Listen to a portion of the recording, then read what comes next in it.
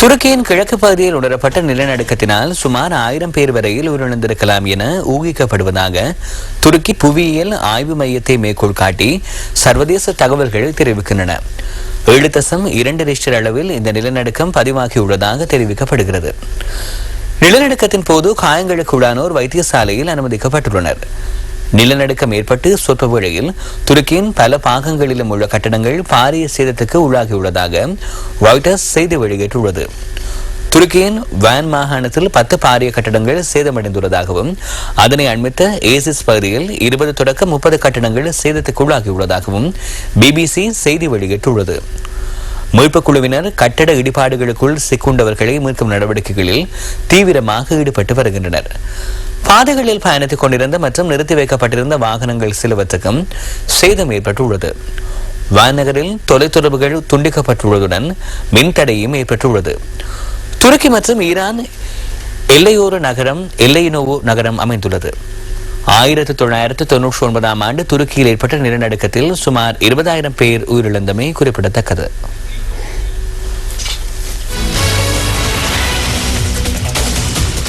லிபியாவின் முன்னாள் தலைவர் கர்னல் முகமது கடாஃபியின் மரணம் தொடர்பில் வெளிவிவகார அமைச்சினால் அறிக்கை ஒன்று வெளியிடப்பட்டுள்ளது.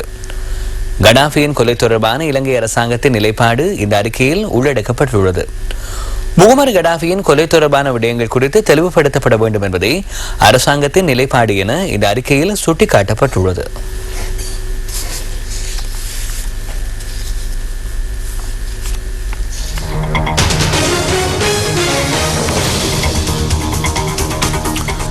லிபியா சுதந்திரம் பெற்றுள்ளதாக அந்நாட்டின் இடைக்கால அரசாங்கத்தால் அறிவிக்கப்பட்டுள்ளது. பெங்காசியில் உள்ள லிபியாவின் இடைக்கால அரசாங்கமான தேசிய மாற்றத்துக்கான பேரவையின் தலைமையகத்தில் வெற்றி கொண்டாட்டங்கள் நடைபெற்று வருவதாக பிபிசி செய்தி சேவை தெரிவித்துள்ளது. இந்த நிலையில் உயிரிழந்த முகமது கடாஃபி மற்றும் அவரது புதல்வரின் பூத உடல்களை என்ன செய்வது என்பது தொடர்பான தீர்மானங்களை எடுக்கும் கலந்துரையாடல் இன்று நடைபெறும் என அறிவிக்கப்பட்டுள்ளது. இதேவேளை முகமது கடாஃபியை உயிருடன் கைது செய்ய வேண்டும் என்பதே தனது விருப்பமாக இருந்ததாக லிபியாவின் பதில் பிரதமர் மஹ்மூத் ஜிப்ரீல் குறிப்பிட்டுள்ளார். பிபிசிக்கு வழங்கிய பேட்டியொன்றிலேயே அவர் இதனை கூறியுள்ளார்.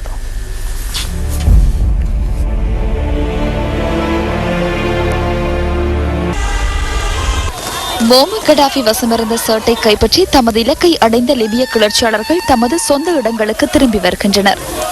பேரணியாக இவர்கள் தத்தமது சொந்த இடங்களுக்கு மிகவும் மகிழ்ச்சியாக திரும்பும் காட்சிகளே இவை.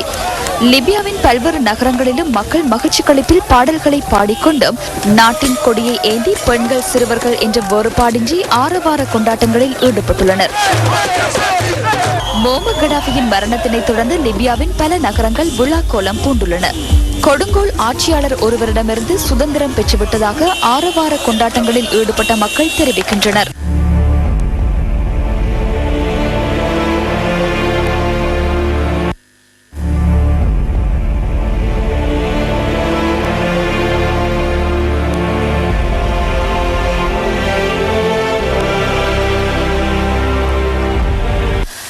பிபிசியின் ஹாட் டாக் நிகழ்ச்சியில் கலந்து கொண்ட லிபியாவின் பதில் பிரதமர் மஹ்மூத் ஜிப்ரீல் லிபிய மக்களை மனிதாபிமானமற்ற ரீதியில் நடத்துவதற்கான காரணத்தை கேட்டறிவதற்கான தேவை தமக்கு இருந்ததாக குறிப்பிட்டுள்ளார்.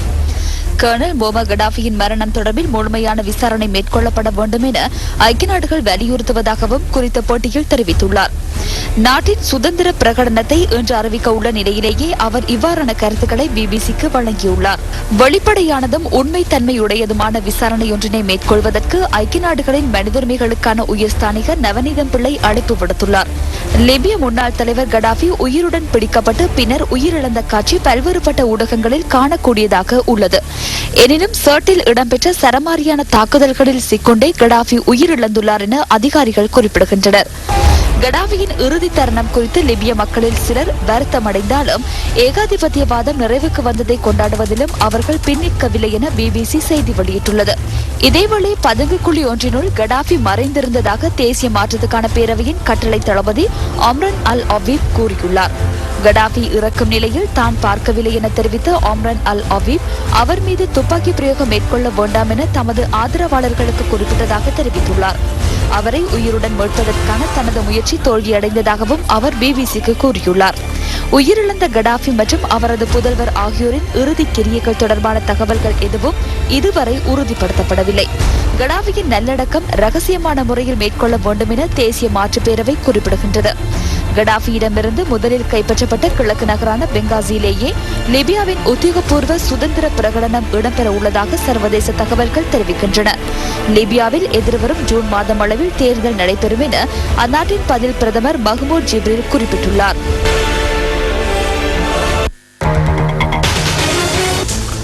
தாய்லாந்தில் ஏற்பட்டுள்ள வெள்ளம் காரணமாக மக்கள் பாதுகாப்பான இடங்களுக்கு அனுப்பி வைக்கப்படுகின்றனர்.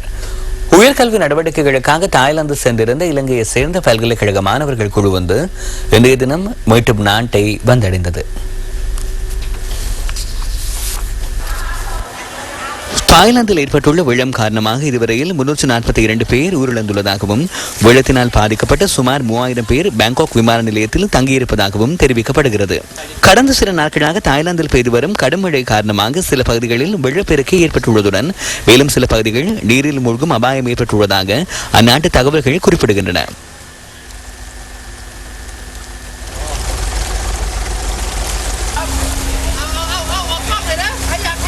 அங்கு கல்வி நடவடிக்கைகளுக்கு சென்றிருந்த 34 மாணவர்கள் இன்றைய தினம் இலங்கையை வந்தடைந்தனர். மொரட்டுவ மற்றும் கொழும்பு பல்கலைக்கழகங்களின் மாணவர்களை தாய்லாந்திற்கு உயர்கல்வி நடவடிக்கைகளின் நிமித்தம் சென்றிருந்தனர். குறித்த மாணவர்கள் நாடு திரும்புவதற்கான அனைத்து வசதிகளும் ஏற்படுத்தி கொடுக்கப்பட்டதாக தாய்லாந்துக்கான இலங்கை தூதுவர் ஜெனரல் சாந்த கோட்டேகோட குறிப்பிட்டார். எமது கற்கை நிலையத்தில் இருக்க முடியாத அளவிற்கு வெள்ளம் ஏற்பட்டிருந்தது. மக்களுக்கு இருக்க முடியாத நிலை ஏற்படுவதற்கு முன்னர் அங்கிருந்து வெளியேற்றப்பட்டனர். எமது தூதரகம் மற்றும் பல்கலைக்கழகம் ஆகியன ஒன்றிணைந்து எம்மை விரைவில் நாட்டுக்கு அழைத்து வருவதற்கு உதவி செய்தனர். பருவப்பெயர்ச்சி காலநிலை வலுவடைந்துள்ளமையால் மின்னல் தாக்கம் ஏற்படக்கூடும் எனவும் அதனால் ஏற்படும் அனர்த்தங்களில் இருந்து பாதுகாப்பதற்கு நடவடிக்கை எடுக்குமாறும் வளிமண்டலவியல் திணைக்களம் மக்களிடம் வலியுறுத்தியுள்ளது. நாட்டின் பல பகுதிகளிலும் இன்றிரவு இடியுடன் கூடிய மழை பெய்வதற்கான வாய்ப்புகள் நிலவுவதாக திணைக்களத்தின் கடமை நேர நிபுணர் சுட்டிக்காட்டினார். மழை பெய்யும் சந்தர்ப்பங்களில் அந்த பகுதிகளை அண்மித்த இடங்களில் பலத்த காற்று வீசக்கூடும் எனவும் அவர் தெரிவித்தார். அத்துடன் இடி மற்றும் மின்னல் தாக்கங்கள் ஏற்படுவதற்கான சாத்தியங்கள் பருவப்பெயர்ச்சியின் போது அதிக அளவில் நிலவுவதாகவும் திணைக்களத்தின் கடமை நேர நிபுணர் குறிப்பிட்டார். இதேவேளை கிழக்கு மாகாணத்தின் கடற்பகுதிகள் நாளைய தினம் காலை வேளையில் ஏனைய நாட்களை விடவும் சற்று கொந்தளிப்பாக காணப்படும் என தெரிவிக்கப்படுகிறது. புனர்வாழ்வு அளிக்கப்பட்ட தமிழீழ விடுதலை புலிகள் இயக்கத்தின் முன்னாள் உறுப்பினர்கள் சுமார் 400 பேர் நாளை மறுதினம் சமூகமயப்படுத்தப்பட உள்ளதாக அரசாங்கம் தெரிவிக்கிறது. எதிர்வரும் 26ஆம் தேதி கொண்டாடப்பட உள்ள தீபாவளி பண்டிகையை முன்னிட்டு இந்த குழுவினர் அவர்களின் உறவினர்களிடம் ஒப்படைக்கப்பட உள்ளதாக புனர்வாழ்வு மற்றும் சிறைச்சாலைகள் மறுசீரமைப்பு அமைச்சர் சந்திரசிறி கஜதீர குறிப்பிட்டார். புனர்வாழ்வு நடவடிக்கைகளை பூர்த்தி செய்து சுமார் 1800 பேர் அண்மையில் ஜனாதிபதியினால் சமூகமயப்படுத்தப்பட்டதாக அமைச்சர் சுட்டிக்காட்டினார். புனர்வாழ்வு அளிக்கப்பட்ட முன்னாள் தமிழீழ விடுதலை புலிகள் இயக்க உறுப்பினர்களுக்கு தொழில் பயிற்சிகள் அளிக்கப்பட்டுள்ளதுடன் அவர்களுக்கான கல்வி, கலை மற்றும் விளையாட்டு திறமைகளை மேம்படுத்துவதற்கு திட்டங்களும் முன்னெடுக்கப்பட்டதாக அமைச்சர் சந்திரசிறி கஜதீர தெரிவித்தார். புனர்வாழ்வு அளிக்கப்பட்ட தமிழீழ விடுதலை புலிகள் இயக்கத்தின் முன்னாள் உறுப்பினர்களின் வாழ்வாதாரத்தை மேம்படுத்துவதற்கான விசேட கடன் வசதிகளை வழங்குவதற்கும் அரசாங்கம் நடவடிக்கை எடுத்துள்ளதாக அமைச்சர் கூறினார். 10 வருடங்களில் மீள செலுத்தும் வகையில் 4 வீத வட்டி அடிப்படையில் அதிகபட்சமாக 2.5 லட்சம் ரூபாய் வரை கடன் வசதிகளை பெற்றுக் கொடுப்பதற்கு நடவடிக்கை எடுத்துள்ளதாகவும் அமைச்சர் குறிப்பிட்டார். பிரதி கல்வி அமைச்சர் விஜித் விஜயமுனி சொய்சா நேற்றிரவு பிபில போலீஸ் நிலையத்துக்கு சென்றிருந்தார். போலீசாரின் பொறுப்பில் வைக்கப்பட்டிருந்த 16 வயதான மாணவர் ஒருவர் தொடர்பான தகவல்களை அறிந்து கொள்வதற்காகவே பிரதி கல்வி அமைச்சர் போலீஸ் நிலையத்திற்கு சென்றிருந்தார்.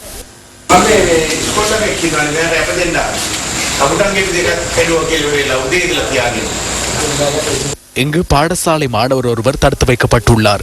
அவருக்கு பிணை வழங்குவதற்காகவே நான் இங்கு வந்தேன். 2 ரம்பூட்டான் பழங்களை திருடியதாக கூறி காலை முதல் அவரை தடுத்து வைத்துள்ளனர். மகனே, நீங்கள் என்ன தவறு செய்தீர்கள்? ரம்பூட்டான் பழங்களை திருடினீர்களா? காலை 9 மணிக்கு வந்துள்ளீர்கள். தற்போது என்ன நேரம்? இந்த மாணவனுக்கு நான் பிணை வழங்குகிறேன். நீங்கள் செய்வது தவறல்லவா? 2 ரம்புட்டான் பழங்களை திருடியதற்காக மாணவனை போலீஸ் நிலையத்தில் வைத்திருப்பது தவறல்லவா? பிணை வழங்க நான் கையொப்பமிடுகிறேன். சட்டப்படி பிணையில் கையொப்பமிட எனக்கும் உரிமையுள்ளது. நாட்டின் பிரதி அமைச்சர் ஒருவர் என்ற வகையில் நான் கையொப்பமிடுகிறேன். தற்போது எத்தனை மணித்தியாலங்கள் அவர் இங்கு உள்ளார், இன்று எத்தனை வகுப்புகளை அவர் இழந்திருப்பார். நீங்கள் எமது அரசாங்கத்தையும் ஜனாதிபதி உள்ளிட்ட அனைவரையும் சிரமத்திற்கு உள்ளாக்குகிறீர்கள். மிகவும் வெட்கமாக இருக்கிறது. உங்களது இவ்வாறான செயற்பாடுகள் காரணமாகவே போலீசார் தொடர்பாகவும் நாட்டின் சட்டம் தொடர்பாகவும் மாணவர்கள் மத்தியில் குரோத மனப்பாங்கு ஏற்படுகிறது. இந்த மாணவனை குற்றவாளியாக்குவதற்கு முயலுகிறீர்கள். இதுவா போலீஸ் மாதிபரின் பொதுமக்கள் தொடர்பாடல் சேவை? நடமாடும் சேவைகளை நடாத்தி இதனையா செய்கிறீர்கள்?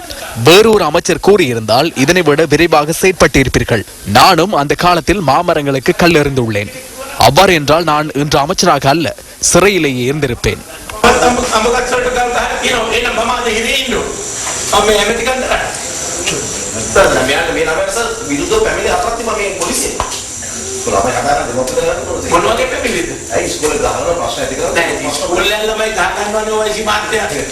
நாம் இந்த சம்பவம் குறித்து பிபிலி போலீஸ் நிலைய பொறுப்பதிகாரியிடம் வினவினோம்.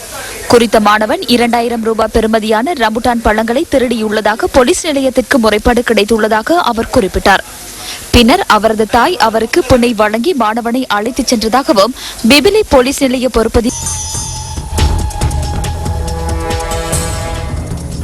மட்டக்களப்பு மாவட்டத்தின் மேல்குடியேற்ற கிராமமான ஹைராத் கிராம மக்களின் நலன் கருதி உலருணவுப் பொருட்கள் வழங்கப்பட்டன. பிரதி அமைச்சர் எம்எல்ஏ மிஸ்புல்லாவின் ஏற்பாட்டில் சர்வதேச நிறுவனம் ஒன்று இந்த உலருணவுப் பொதிகளை வழங்கியுள்ளது. களுவாஞ்சிக்குடி போலீஸ் பிரிவிற்குட்பட்ட பகுதிகளில் வீடுகளை உடைத்து கொள்ளைகளில் ஈடுபட்டு வந்த குழுவை களுவாஞ்சிக்குடி போலீசார் கைது செய்துள்ளனர். களுவாஞ்சிக்குடி சூறையடி பகுதியில் உள்ள வீடொன்று இடம்பெற்ற கொள்ளை தொடர்பில் போலீசாருக்கு கிடைத்த தகவலை தொடர்ந்து மேற்கொள்ளப்பட்ட விசாரணைகளின் பின்னர் இவர்கள் கைது செய்யப்பட்டனர். களுவாஞ்சிக்குடி போலீஸ் பிரிவிற்குட்பட்ட பெரிய போரத்தீவு பிரதேசத்தில் கையடக்க தொலைபேசிகளை திருடி வந்த ஒருவரையும் களுவாஞ்சிக்குடி போலீசார் கைது செய்துள்ளனர். மாவத்தகம மாவட்ட வைத்தியசாலையின் குடிநீர் பிரச்சினையை தீர்த்து வைக்கும் வகையில் 8 லட்சம் ரூபாய் செலவில் குடிநீர் திட்டம் ஒன்று ஆரம்பிக்கப்பட்டுள்ளது. பரகாதினி ஜமாத் அன்சாரி சுன்னத்தில் முகமதியாவினால் இந்த குடிநீர் திட்டம் பெற்றுக் கொடுக்கப்பட்டுள்ளது. அமைப்பின் பொதுச் செயலாளர் எல் கலீலுர் ரஹ்மான் உட்பட அதிகாரிகள் பலரும் இதில் கலந்து கொண்டனர். ஐரோப்பிய ஒன்றியத்தின் நிதியுதவியுடன் மட்டக்களப்பு ஏராவூர் செயலக பிரிவில் உள்ள புள்ளுமலை பிரதேசத்தில் நிர்மாணிக்கப்பட்ட சுகாதார நலநிலையம் திறந்து வைக்கப்பட்டது. மாகாண அமைச்சர் எம் எஸ் சுபைர், ஐரோப்பிய ஒன்றியம் மற்றும் ஐக்கிய நாடுகள் சிறுவர் பாதுகாப்பு நிதிய பிரதிநிதிகளும் இதில் கலந்து கொண்டனர். விவசாயத்துறையினை வளர்க்க பாடுபடும் சிறந்த விவசாயிகள் மற்றும் உத்தியோகத்தர்களை கௌரவிக்கும் நிகழ்வொன்று கமல்ல சேவைகள் மற்றும் வன ஜீவராசிகள் அமைச்சு ஏற்பாடு செய்துள்ளது. கமல்ல அபிவிருத்தி திணைக்களத்தின் மட்டக்களப்பு மாவட்ட அலுவலகத்தின் ஏற்பாட்டில் கமல்ல அபிவிருத்தி திணைக்கள உதவி ஆணையாளர் டாக்டர் ஆர் ருசாங்கன் தலைமையில் வைபவம் இடம்பெற்றது. கமல்ல அபிவிருத்தி திணைக்கள ஆணையாளர் நாயகம் ரவீந்திர ஹேவா வித்தாரண உட்பட பலர் இதில் கலந்து கொண்டனர். மட்டக்களப்பு மாவட்டத்தில் யுத்தத்தினால் பாதிக்கப்பட்ட மக்களுக்கு நிவாரண உதவிகளை வழங்கும் விசேட திட்டத்தின் கீழ் வவுனதீவு பன்சேனை பாரி வித்தியாலயத்திற்கு சுமார் 37 மில்லியன் ரூபாய் செலவில் புதிய பாடசாலை கட்டிடத் தொகுதி ஒன்று வழங்கப்பட்டுள்ளது. ஐரோப்பிய ஆணைக்குழுவும் ஐக்கிய நாடுகள் சிறுவர் நிதியமும் இதற்கான நிதியுதவியை வழங்கியிருந்தது. சம்மாந்துறை பிரதேச சபையும் சம்மாந்துறை நூலக அபிவிருத்தி சபையும் இணைந்து ஏற்பாடு செய்த புத்தக கண்காட்சியும் விற்பனையும் இன்று ஆரம்பமாகியது. சம்மாந்துறை பிரதேச சபை தவிசாளர் எம் நௌஷாட் தலைமை நடைபெற்ற நிகழ்வில் கிழக்கு மாகாண உள்ளூராட்சி ஆணையாளர் எம் உதயகுமார் கண்காட்சியை திறந்து வைத்தார். கல்முனை போலீசாரின் ஏற்பாட்டில் கல்முனை தமிழ் பிரிவு பிரதேச செயலகத்துக்கு உட்பட்ட 2ஆம் பிரிவில் நடமாடும் செயலகம் இடம்பெற்றது. கல்முனை ஸ்ரீ மாமாங்க வித்தியாலயத்தில் இந்த சேவை நடத்தப்பட்டது. கல்முனை தமிழ் பிரிவு பிரதேச செயலாளர் கே லவநாதன் தலைமையில் நடமாடும் சேவை நடத்தப்பட்டது. கிழக்கு மாகாண சுகாதார அமைச்சு தோப்பூர் கிராமத்தில் நடமாடும் சேவை ஒன்றை நடத்தியது. பொதுமக்களால் சமர்ப்பிக்கப்பட்ட 2294 பிரச்சினைகளில் 2040 பிரச்சினைகளுக்கு உடனடி தீர்வு வழங்கப்பட்டது. அல்ஹம்ரா மகாவித்தியாலயத்தில் இடம்பெற்ற நிகழ்வில் மாகாண சுகாதார அமைச்சர் எம் எஸ் சுபைர் உட்பட அதிகாரிகள் பலரும் கலந்து கொண்டனர். ஜப்பான் நாட்டு உதவியுடன் கிழக்கு மாகாண கால்நடை உற்பத்தி திணைக்களம் மூதூர் சமூக அபிவிருத்திக்கான ஒருங்கிணைப்பு நிலையத்திற்கு 35 லட்சம் ரூபாய் பெறுமதியான 2 வாகனங்களையும் குளிரூட்டல் உபகரணங்களையும் வழங்கியுள்ளது. உப்புவேலி கால்நடை வள பயிற்சி நிலையத்தில் இடம்பெற்ற நிகழ்வில் மாகாண விவசாய பணிப்பாளர் டாக்டர் டி.கே. தவராஜா உட்பட பலர் கலந்து கொண்டனர். ஜெய்கா திட்டத்தின் நிதி ஒதுக்கீட்டில் கோரளைப்பற்று மத்திய பிரதேச செயலக பிரிவில் 4 வீதிகளின் புனரமைப்பு பணிகள் ஆரம்பித்து வைக்கப்பட்டன. கிழக்கு மாகாண வீதி அபிவிருத்தி அமைச்சர் எம் எஸ் உதுமாலபே பிரதம அதிதியாக கலந்து கொண்டார். மாகாண அமைச்சர் எம் எஸ் சுபைர், தேசிய கைத்தொழில் அதிகார சபையின் தலைவர் எம் எஸ் எஸ் அமீர் அலி உட்பட பலர் இதில் கலந்து கொண்டனர்.